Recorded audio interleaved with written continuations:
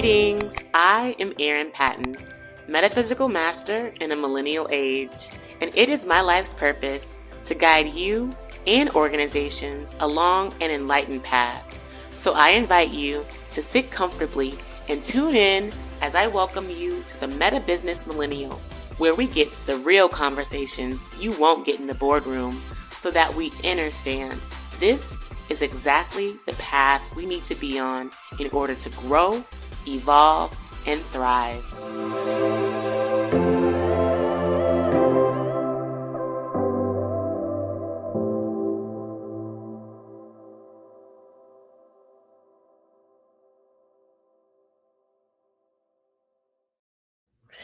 Greetings, I am Erin Patten, also known as Master L, and welcome to the MetaBusiness Millennial Podcast. If you haven't already, I invite you to subscribe to my channel, my YouTube channel. Follow me on the social media links, wherever you are on social media. And of course, like this video, share it with friends, because this message is definitely going to elevate, I believe, the consciousness of the business community, if not all of the collective, because we really need to start talking about those elephants in the room that are so difficult to talk about. And I know that this is going to resonate very deeply with you wherever you are. So definitely tune in and share it with friends, because today we're talking about why diversity, equity, and inclusion initiatives trigger everyone. And we know it as DEI, we know it as just diversity, belonging, and a lot of this language, particularly in corporate America, is perceived negatively. And I want to get into what I do for the meta business, and that's get to the root of issues, the emotional roots, the soul, spiritual roots, to really unlock and unblock the energy so that we really can start to solve for the problem. And obviously, this is a multi-layered concern. It's just not a singular problem, which is why part of the reason why it triggers everyone is because it affects everyone. And when we're thinking about how to create inclusive environments where everyone can feel like they belong and everyone can feel like they thrive, then the intentions have to come with that as well. And in the description, I talked about how post George Floyd, during the pandemic, we all know and are familiar and remember the Black Lives Matter movement that happened post George Floyd and what ensued in corporate America very quickly after. And we saw statements, emails from CEOs. We saw all kinds of financial initiatives that were happening to really target specifically the Black community, the African American community. And this, in and of itself, created a snowball effect where we saw lots of corporate, especially larger corporate organizations, hiring in DEI experts, hiring in folks that could really start to support companies in diversifying not only their internal operations, but also their reach to customers. And fundamentally, this is where the trouble ensues, because when you move out of a place of reaction, when you move out of a place of a fear response, a fear of backlash, a fear of not being seen as um, acceptable in this day and time, then that fundamentally creates the momentum and the energy, if you will, for a campaign that also will be fear-based. So let's just start there. So when we're looking at organizations that are responding to diversity and equity and inclusion with a sense of fear, wow, we don't want this type of behavior happening in our halls. We really don't want to, be having these hard conversations. So let's just bring someone in to really help us, do this. And that in and of itself is where the problem lies. So the intention of how you create initiatives, the intention for how you create anything new in an organization or in life in general, have to be of a higher order for it to have the highest outcomes. And that's just very plain and simple energetics, very plain and simple universal law, universal principles. So when we are thinking back to that time, we can all kind of put ourselves back into 2020 and when all this was happening. And okay, yes, we're celebrating the idea of having some resolution, if you will. Yet you're having a lot of people that are traumatized, fearful inside because of what they've seen on TV, the reactionary excitement that we saw with protests and violence and things that came out of the BLM movement, the Black Lives Matter movement, and a lot of that fear, a lot of that anxiety is not being addressed in these DEI conversations. The DEI conversations are more focused, okay, how do we increase percentages? How do we get more people on boards? How do we get more people into our pipelines? And we're not thinking about how do we solve for the emotional trauma that this racism or sexism or genderism has created in our society. And essentially, that is what human beings are longing for, particularly human beings in your organization. Just increasing a percentage of a population is not going to fix an inclusivity issue, a belonging issue. And this is, in many ways, how our business approaches, our data driven approaches, our evidence backed approaches have shot us in the foot. Is that we heavily rely on numbers to inform our decisions when we should definitely have the numbers. We definitely should have the data. It's very important. And we also should have the emotional maturity in understanding the nuances of a situation, particularly one that's trauma informed and trauma based.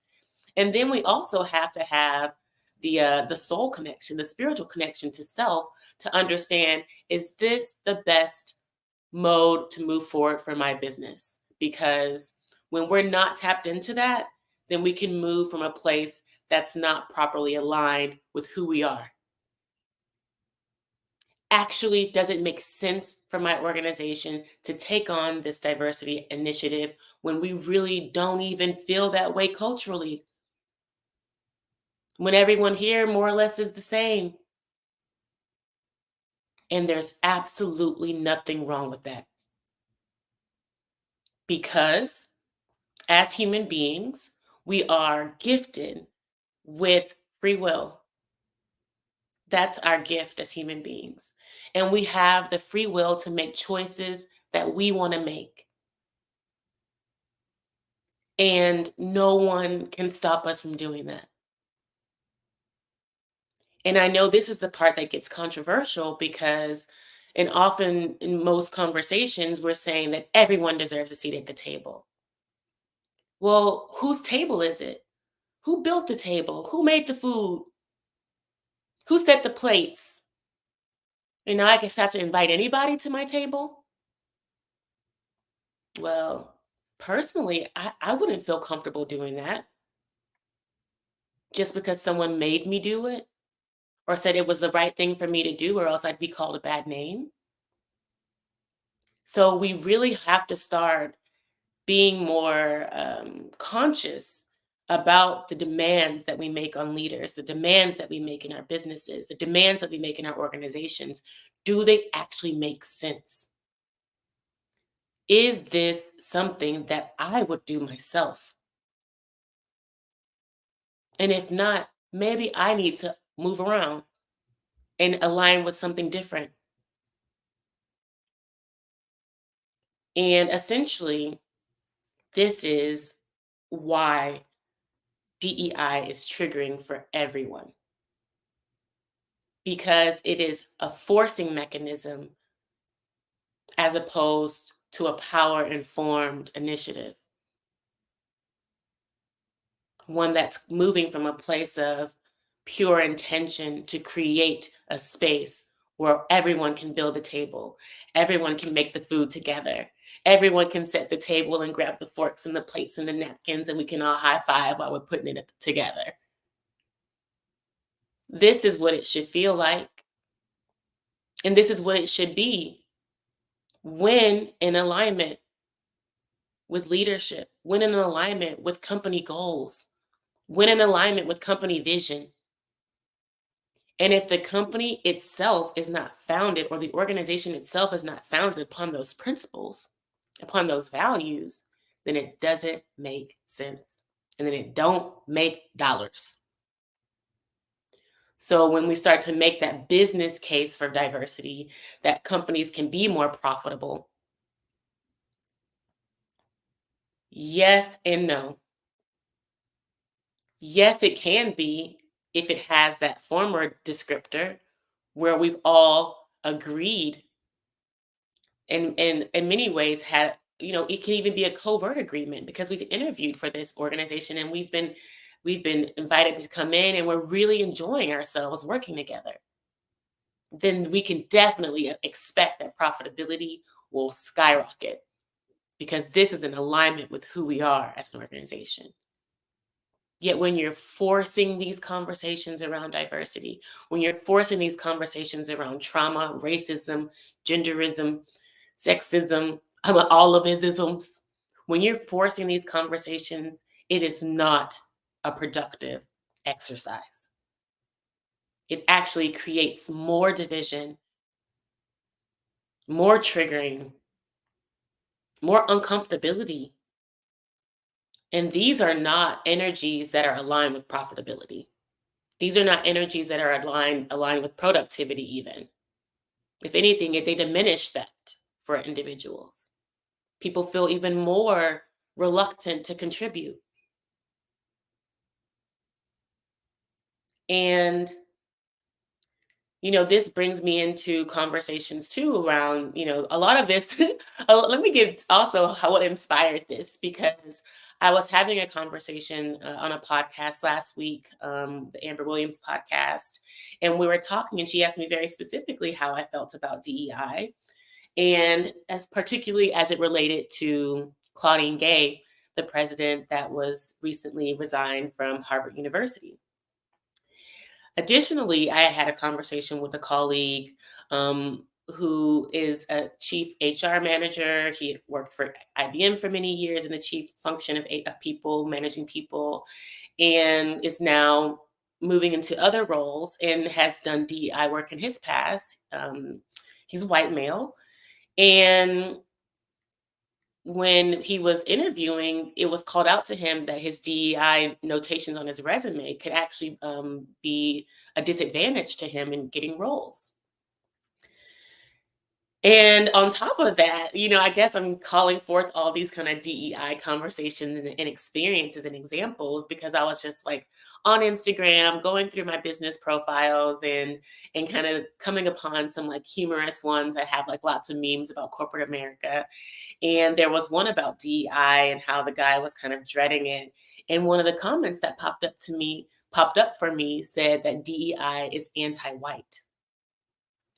And I was like, wow, like this is a real issue in business because a lot of people have devoted and dedicated their careers to DEI. There are a lot of folks that really are passionate about creating work cultures and environments that are enjoyable, pleasurable for everyone. And for it to be perceived as a disadvantage or anti a racial group, or even, the blame for a president being having to resign from one of the most esteemed universities, my alma mater in the world, then this is something worth discussing. And not worth discussing, worth exploring, worth studying, and worth talking about for a while. Because we know that companies have invested a lot, let's put it that way, have invested a lot in DE&I. Universities have created entire curriculums around it. Yet, at the end of the day, we're seeing that it's still triggering to people of all backgrounds. So we have to then confront the root of the issue. What is the intention? Is the intention just so that we can have the quotas, meet the quotas and have the percentages and have the poster children on our pamphlets and our brochures and put the flags and the hashtags? Is that the intention? And if that is, just know that that is not sustainable. The intention to be just an ally and not really integrate the work in your organization is not sustainable. And the work really and truly comes with exploring, is this even right for us? Is this even aligned for our organization? Because it is totally okay to represent yourself as you are. And that's essentially what this meta business community, what this meta business work is about. Is celebrating your authentic self, your true self. If authentic is triggering to you too, because I've read too that some people don't like that word or seen it, on memes and posts. But what is your true self? Who are you, honestly? Are you someone who would rather just work with all women? Are you someone who'd rather just work with all persons of a particular ethnic group? If this brings you joy, if this brings you pleasure, then go for it. Go for it. The conversations we need to be having about inclusivity is more about how are people being treated when they are in these organizations, when you've chosen to bring them on, when you've both agreed this will work out for us. How can we make this a win-win? That's when these inclusivity belonging efforts really matter. When they're coming from the right place, first of all, okay, I want to have a diverse organization. And now that you're here and we're so different, how do we make this work? And this goes for almost like any relationship now that I'm talking. This really is about communication. This really is about open and honest and loving, a love based communication. And when we feel like we belong, then we're able to give 100+%. And when we feel like we are respected and honored, then we go above and beyond. And this fundamentally is the premise for why the meta business world is so important in this day and time, is that we're trying to inspire, empower, encourage the highest contributions from every human being on this planet. I mean, that's the whole goal, right, of us coming here, is to self actualize, to be our highest self. And we absolutely can do this at work. We absolutely need to do this because this is where most adults at least spend majority of our time. So if we're spending all of our time in these places, in these organizations, and we've both made the agreement to be here, how do we make sure that I feel like I belong? That the person who hired me feels comfortable with me too. These are the intentions that we should be setting. And if you have some numbers that reflect that, if you have some numbers that reflect how many of this group you have and how many of that group you have, kudos to you too. Yet that's not where we start. That's not where we start. Again, we start with, does this make sense for my organization to hire people that are different from me? Is this aligned with my values?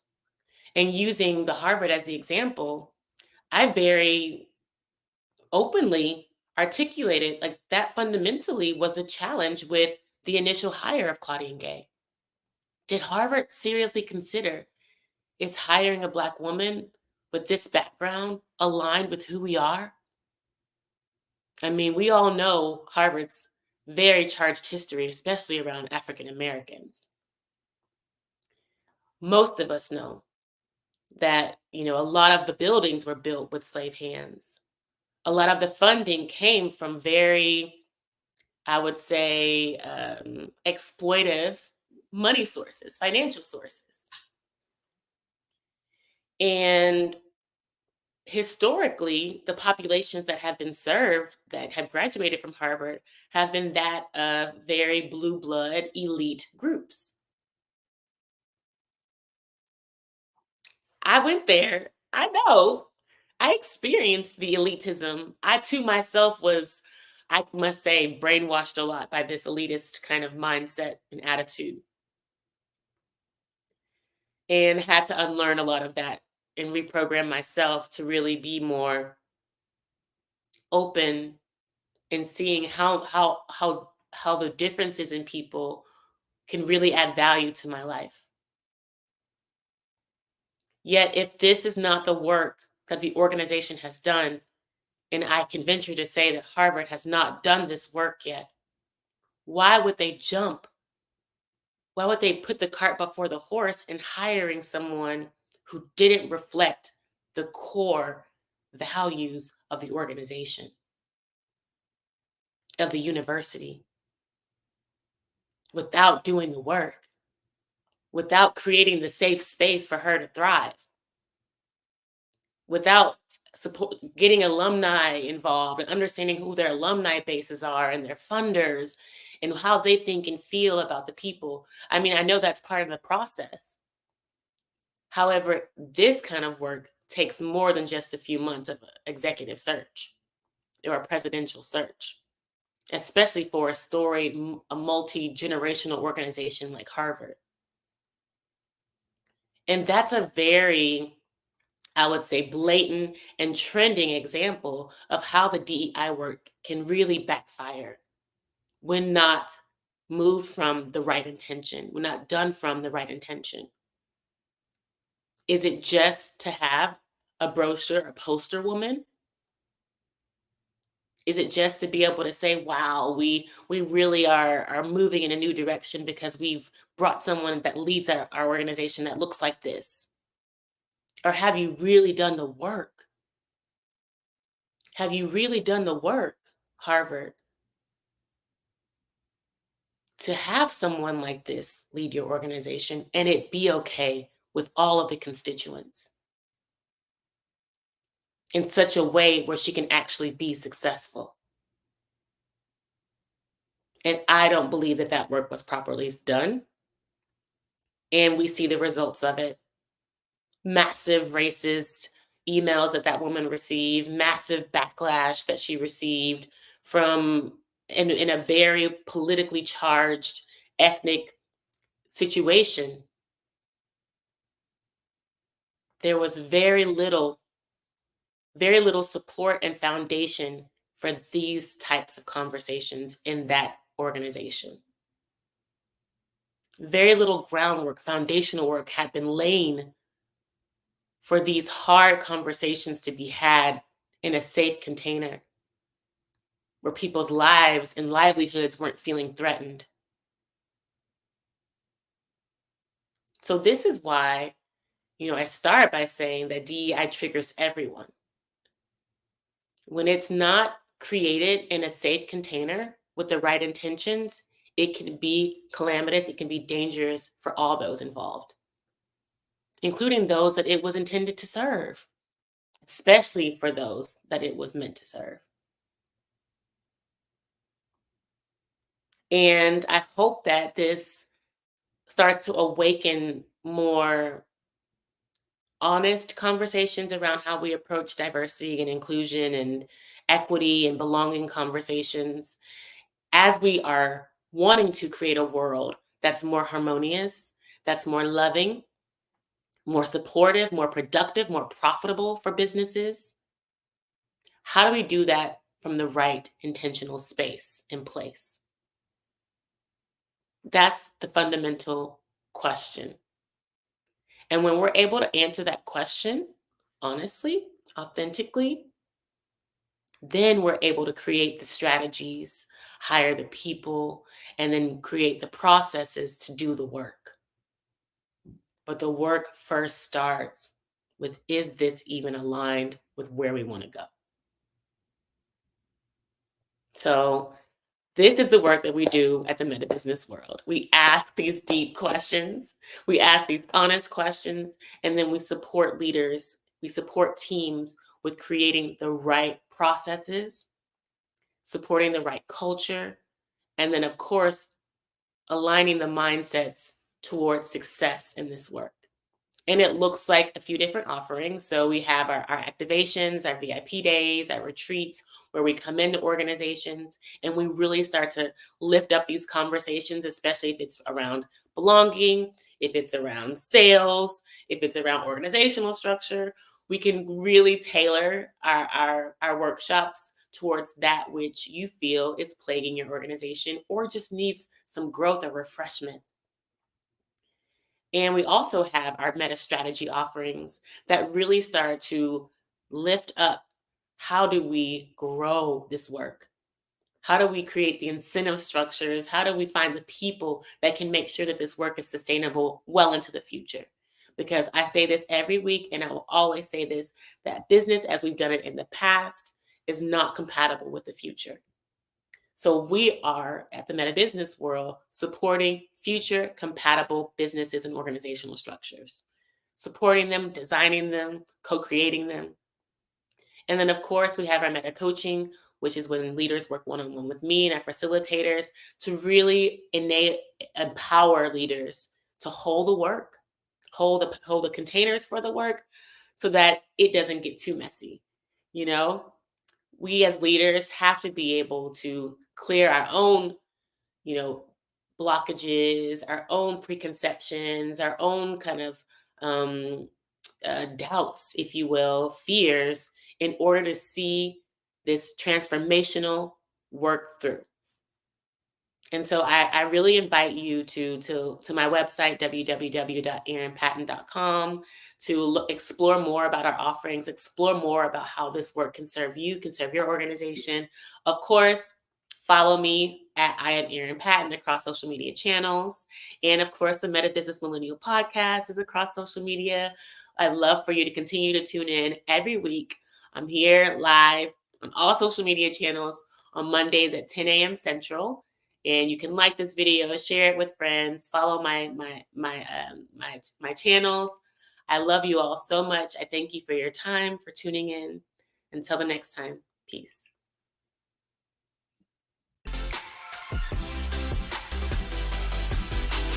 Did you really love this episode of the MetaBusiness Millennial Podcast? Well, I am honored, and I appreciate you subscribing, leaving a review, and sharing it with your friends, because your feedback allows us to co-create more enlightened conversations. And if you're interested in growing your soul now, head over to my website, erinpatten.com, to find all the show notes, links, and free resources to get your energy activated today. In the meantime, stay bright, my friends. Much love and light. Peace.